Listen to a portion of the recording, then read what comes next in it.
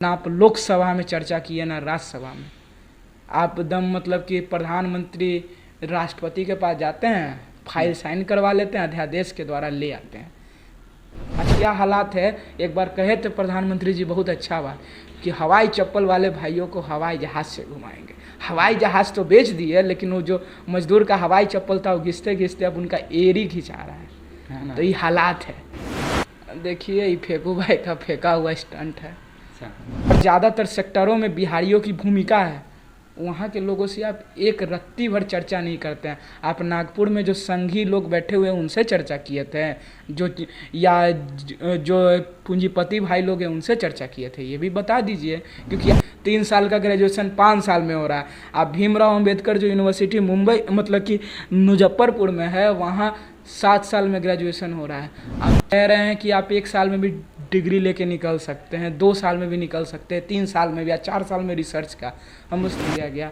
तो अब किससे लिए थे? अडानी और अंबानी से लिए थे। तो ये देश अडानी अंबानी से नहीं चलता है, यहाँ के किसान और मजदूरों से देश चलता है। तो उनको आप उपलब्धि इस बात का गिनाइएगा कि जो मतलब कि शिक्षा को आप नई शिक्षा नीति ला के बिना संसद में चर्चा किए हुए छात्रों पे थोप देने का काम किए। ये संसद के नए भवन का उद्घाटन किया जा रहा है, लेकिन राष्ट्रपति को इस पर आमंत्रित नहीं किए हैं। इस पर क्या विचार है? देखिए पूरा तरह से गैर मर्यादित कार्य प्रधानमंत्री ने किया है। जब लोकसभा और राज्यसभा की संयुक्त तौर पे अध्यक्षता राष्ट्रपति करते हैं किसी भी मतलब कि ऐसे स्टेज पे, तो जब पूरे संसद भवन का उद्घाटन होना है और वो जो पूरा स्ट्रक्चर है पूरे पार्लियामेंट का, जिसको हम संसदीय प्रणाली कहते हैं, उसका हेड प्रेसिडेंट ही होता है। जब कभी भी संसद में राज्यसभा लोकसभा के बीच में किसी बिल को लेकर टकराव होता है तो वो राष्ट्रपति ही आके मतलब कि उन मुद्दों को कंसल्ट करते हैं। तो जब और देश का कॉन्स्टिट्यूशनली हेड खुद राष्ट्रपति भी हैं। तो जब संविधान का एक मतलब कि सिंबल है और एक पिलर के तौर पे पार्लियामेंट है, तो हमें लगता है कि राष्ट्रपति को ना बुलाना उद्घाटन करने के लिए कहीं से भी मर्यादापूर्ण नहीं है। लोकतंत्र की हत्या इसे बता रहे हैं। जब शिलान्यास भी हो रहा था नए संसद भवन का, उस वक्त भी पूर्व राष्ट्रपति रामनाथ कोविंद को भी नहीं आमंत्रित किए थे। इस वक्त भी राष्ट्रपति को आमंत्रित नहीं किए। तो लोकतंत्र की हत्या कोई विपक्ष पार्टी के लोग बता रहे हैं, तो आदिवासी पीएम विरोधी पीएम बता रहे हैं। तो आपके नज़र से ये पीएम कैसा है? पीएम तो शुरू से लोकतंत्र की हत्या करने में माहिर हैं। इसमें तो आए थे कह के आए थे कि ये युवाओं की सरकार है, बेरोजगारों की सरकार है, शोषितों की सरकार है, पिछड़ों की सरकार है, दलितों की सरकार है, किसानों की सरकार है, मजदूरों की। लेकिन आप देखिएगा कि जो ये कानून लाए सब मजदूरों के खिलाफ में कानून ले आए, जो 4 श्रम कोड बिल ले आए। उसके बाद फिर किसानों के खिलाफ नई कृषि जो कानून लाए, वो छात्रों के खिलाफ न्यू एजुकेशन पॉलिसी ले आए, अल्पसंख्यकों के खिलाफ NRC CAA ले आए। तो कभी जनता के हित में काम ही नहीं किए। ये सिर्फ और सिर्फ कुछ चंद पूंजीपति अपने भाइयों के लिए, जो नफरत फैलाने का काम इस देश में जो लोग कर रहे हैं उनके लिए सरकार चला रहे हैं, वो उन्हीं की सरकार है। तो लोकतंत्र की तो हत्या हो रही है, क्योंकि लोकतंत्र के स्ट्रक्चर में यहाँ का शोषित मजदूर, किसान, नौजवान, मजदूर, छात्र आता है, ना कि अडानी और अंबानी। अडानी अंबानी हिस्सा हैं, लेकिन वो सब कुछ नहीं है, क्योंकि इंडिया में वी द पीपल है। आप प्रियम्बल पढ़ते हैं, संविधान जब शुरू होता है तो वी द पीपल से होता है। यहाँ आई द पीपल इंडिविजुअलिटी की बात नहीं होती, कलेक्टिवली की बात होती है। और जो लोग जिन्हें चुनते हैं, जिन सांसदों को जो अपना रिप्रेजेंटेटिव बना के भेजते हैं संसद में, वही संसद मिल के अपना एक राष्ट्रपति का भी चुनाव करते हैं। लोकसभा, राज्यसभा के और विधानसभा के जो मेंबर होते हैं वही चुनते हैं। आप राष्ट्रपति को अलग करने से हमको नहीं लगता है कि लोकतंत्र, और वो भी विश्व के सबसे बड़े लोकतंत्र में, इस तरह की घटना पूरे दुनिया को ठकठका के रख देगी। ये सच्चाई है। द्रौपदी मुर्मू देश की महिला हैं, जानते हैं कि इस देश में महिलाओं की क्या स्थिति है। अगर आप उन्हें उद्घाटन करने के लिए बुलाते तो एक बहुत अच्छा मैसेज पूरे दुनिया में जाता और भारत में तो एक अलग ही मिसाल पेश होती। हाँ, जानते हैं कि प्रधानमंत्री को उद्घाटन करने का शौक़ है। आप रोड का भी उद्घाटन करते हैं, कभी कभी जेल का दीवार का भी कर देते हैं। कम से कम जो भारत के लोकतंत्र का जो सिंबल है, जो चिन्ह है भारतीय पार्लियामेंट, उसका उद्घाटन तो कम से कम राष्ट्रपति के हाथों से होने दीजिए। हमारा यही रहेगा कि प्रधानमंत्री जो कृत कर रहे हैं वो कहीं से भी सही नहीं है। 28 मई का दिन था, बहुत अच्छा दिन है। सब चीज़ तो अपने मन का कर रहे हैं, कम से कम एक चीज़ तो लोकतंत्र के हिसाब से कर दीजिए, लोकतांत्रिक ढंग से कर दीजिए, यही मेरा कहना। तो लोकतंत्र की हत्या हो रही है, आप भी कह रहे हैं, लेकिन लोकतंत्र की हत्या इस तरह से थोड़ी हो रहा है। क्या आप कह रहे हैं कि नई शिक्षा नीति लाए, उसमें नई शिक्षा नीति लाने से छात्रों का किस प्रकार गलत प्रभाव पड़ रहा है? गलत प्रभाव इसलिए पड़ रहा है कि आप छात्रों को कह रहे हैं कि अगर मतलब बाय द वे कहा जाए कि जो पूरा शिक्षा नीति है, किसी भी शिक्षा नीति बनाने के लिए उसके बैकग्राउंड को भी देखा जाता है, वहाँ से भी बातों को लिया जाता है। जैसा कि कहते हैं कि हम 1 लाख लोगों से, 1 लाख जो बुद्धिजीवी है जिसमें प्रोफेसर टीचर्स हैं, उनसे हम राय लिए हैं। तो 1 लाख में बिहार के विश्वविद्यालय के लोग होंगे, प्रोफेसर कुलपति, यहाँ तक कि जो सबसे बड़ा विश्वविद्यालय है पटना विश्वविद्यालय, मगध विश्वविद्यालय, उसके प्रोफेसर सबसे पूछ लीजिए क्या उनसे ये इस चीज़ का राय लिया गया है।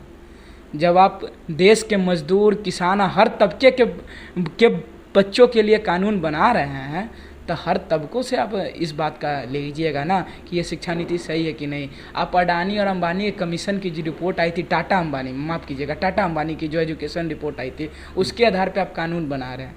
टाटा और अंबानी का मॉडल कैपिटलिस्ट मॉडल हो सकता है, सोशलिस्ट मॉडल नहीं। एजुकेशन आप अमेरिका जैसी कैपिटलिस्ट कंट्री में भी जो एजुकेशन है वो फ्री में है, लेकिन आप यहाँ क्या कर रहे हैं, विदेशी विश्वविद्यालयों को भारत में घुसा रहे हैं। जब ये आप गारंटी कैसे दे रहे हैं, जब आप अपने विश्वविद्यालय को सुदृढ़ बना दीजिए ना, क्यों दूसरे विश्वविद्यालयों को ला रहे हैं। और दूसरा बात कह रहे हैं कि आप 1 साल में भी डिग्री लेके निकल सकते हैं, 2 साल में भी निकल सकते हैं, 3 साल में भी या 4 साल में रिसर्च का। हम उससे यहाँ बच्चा ग्रेजुएशन भी कर लेता है, MA भी कर लेता है, PhD कर लेता है, तैयो बेरोजगार घूमते रहता है। अगर वो 1 साल का भी ग्रेजुएशन कर लेगा तो कौन सी बात की गारंटी है कि उसको नौकरी मिल ही जाएगा। लाखों करोड़ों में संख्या है बेरोजगारों की, और वो बेरोजगारों की फौज छात्रों की है, ना कि सांसदों और विधायकों की। और दूसरा बात, आप ये जो कानून लाए नई शिक्षा नीति, ना आप लोकसभा में चर्चा किए ना राज्यसभा में। आप दम मतलब कि प्रधानमंत्री राष्ट्रपति के पास जाते हैं, फाइल साइन करवा लेते हैं, अध्यादेश के द्वारा ले आते हैं। भाई लोकतांत्रिक देश है ना जी, ऑटोक्रेसी नहीं ना यहाँ। तो ये बात है, नई शिक्षा नीति का इसलिए विरोध कर रहे हैं। पहले भी कोठारी कमीशन के द्वारा हम लोग की नई शिक्षा नीति बनी, फिर मॉर्ले मिंटो रिफॉर्म्स में आया हम लोग का नई शिक्षा नीति। उस समय की बात है जो सबसे पहले शिक्षा नीति, उसमें छात्र संगठनों, शिक्षक संगठन से राय लिया गया था, राय मशवरा यहाँ के शिक्षाविदों से लिया गया था। लेकिन आप बताइए ना, बिहार जैसा महत्वपूर्ण राज्य जो IAS अफसर देता है और ज़्यादातर सेक्टरों में बिहारियों की भूमिका है, वहाँ के लोगों से आप एक रत्ती भर चर्चा नहीं करते हैं। आप नागपुर में जो संघी लोग बैठे हुए हैं उनसे चर्चा किए थे, जो पूंजीपति भाई लोग हैं उनसे चर्चा किए थे, ये भी बता दीजिए। क्योंकि आप 1 लाख का जो संख्या बोल रहे हैं उसमें बिहार का एक आदमी भी नहीं है तो बताइए ना। हम RTI करेंगे तब भी एक भी बिहार का आदमी नहीं मिलेगा।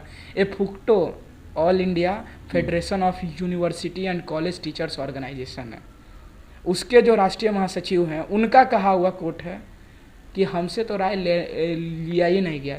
समझिए जो पूरे भारत में प्रोफेसरों का हेड है अरुण कुमार, उनसे नहीं लिया गया, तो अब किससे लिए थे? अडानी और अंबानी से लिए थे। तो ये देश अडानी अंबानी से नहीं चलता है, यहाँ के किसान और मजदूरों से देश चलता है। तो उनको ये बात समझना होगा, इसीलिए हम शिक्षा नीति का विरोध कर रहे हैं। अभी फिलहाल जो चर्चा का विषय बना हुआ है, 2000 के नोट को प्रचलन से बाहर किया जाएगा। अब 2000 का नोट लाया गया था तो उस समय कहा गया था कि भ्रष्टाचार खत्म होगी।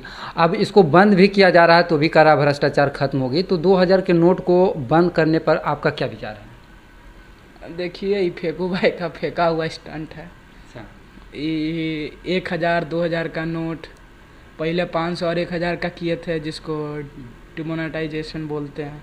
फिर 2000 का अभी ख़त्म किए हैं। बोले बार बार इतना मतलब कि जब आपको मालूम है कि ब्लैक मनी रुक नहीं सकता है, देश के लोगों को भ्रमित क्यों कर रहे हैं? 2000 छाप कर आप, और बहुत बड़ा गलत कदम था ये, खुद हमारे देश के पूर्व प्रधानमंत्री ने कहा था। और ये अपनी गलती छुपाने के लिए कि हम नया मास्टर स्ट्रोक किए हैं, आप नया मास्टर स्ट्रोक नहीं किए हैं। 2000 को भंजाने में लोगों का चप्पल घिस जाता है, और अंतिम में उनको ब्लैक मनी करके रखना पड़ रहा था।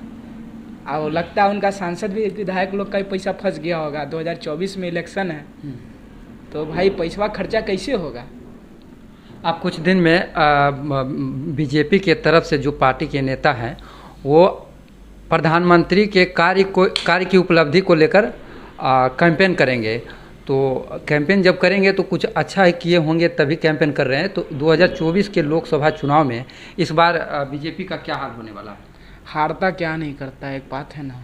अच्छा, जाए हारने वाले हैं क्या? जाए फायदा गिनाइए, क्या फायदा गिनाइएगा कि हमने लॉकडाउन का फैसला आज जल्दबाजी में लेके लाखों करोड़ों मजदूरों को रास्ते पर ला दिया था, कि देश में भुखमरी जैसे हालात हो गए थे, लोग अपना अनाज खुद से नहीं खरीद पा रहे थे, सरकार खैरात बांट रही थी। आप ये दीजिएगा, आप उपलब्धि इस बात का गिनाइएगा कि जो मतलब कि शिक्षा को आप नई शिक्षा नीति ला के बिना संसद में चर्चा किए हुए छात्रों पे थोप देने का काम किए, ये आप उपलब्धि गिनाइएगा। या उपलब्धि ये गिनाइएगा कि जिस किसान को और मजदूरों को खेत और फैक्ट्रियों में रहना चाहिए था, आप 4 श्रम कोड बिल लाकर और साथ ही साथ नई कृषि कानून लाकर उनको रोड पे ला दिए थे, ये उपलब्धि गिनाइएगा।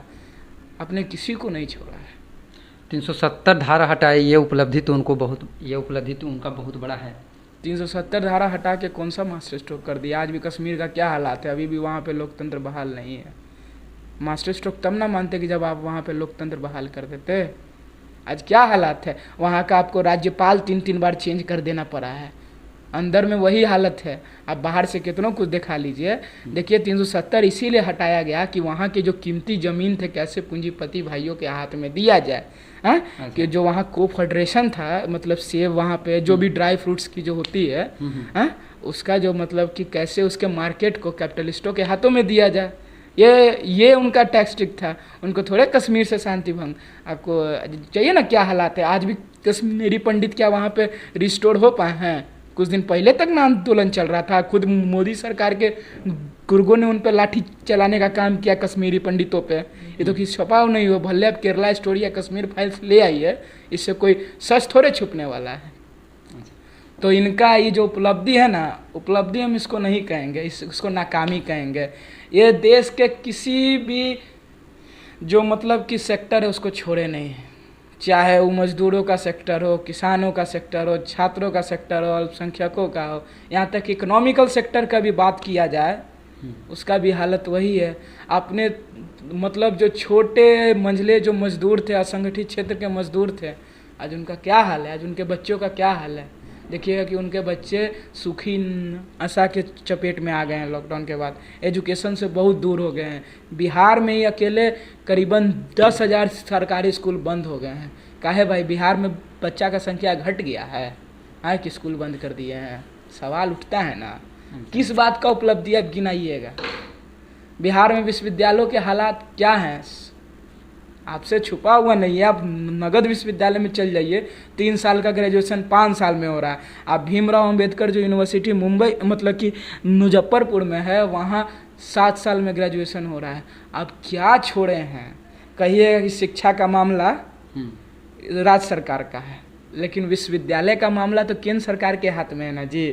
VC तो आप ही ना नियुक्त करते हैं, प्रोफेसर तो आप ही ना नियुक्त करते हैं। तो सवाल हम आपसे ना पूछेंगे। तो ये सरकार है ना, पूरी तरह से पूंजीपति, सामंती, दक्षिणपंथी ताकतों के प्रभाव में फंस गई है। और जब तक समस्या नहीं आएगा समाज में, तब तक पूंजीपति और दक्षिणपंथी ताकतों का उदय नहीं होगा। और ये हर तबके में समस्या ला रहे हैं। आज क्या हालात है, एक बार कहे थे प्रधानमंत्री जी बहुत अच्छा बात कि हवाई चप्पल वाले भाइयों को हवाई जहाज़ से घुमाएंगे। हवाई जहाज़ तो बेच दिए, लेकिन वो जो मजदूर का हवाई चप्पल था वो घिसते घिसते अब उनका एड़ी घिंचा रहा है। तो ये हालात है, कहे तो कुछ और करके कुछ और जा रहे हैं। इससे निकम्मा प्रधानमंत्री देश को नहीं मिलेगा। जो कह के आए थे कि हम चाय बेचते थे, अब कोई समझ नहीं पाया था कि चाय बेच रहा है तो हो सके तो देश वो बेच दे। और देश बेच रहा है, देश की सारी संपत्ति लगभग बेच ही दी है। अब एगो आर्मी रह गया है, कहीं वो SIS के हाथों ना बेच दे, हमको तो यही डर लगता है। अच्छा, तो ये थे हमारे साथ युवा प्रवक्ता अमन लाल। देखना होगा कि नए संसद के नए भवन के उद्घाटन में विपक्षी पार्टी के विरोध में भी क्या कुछ होने वाला है।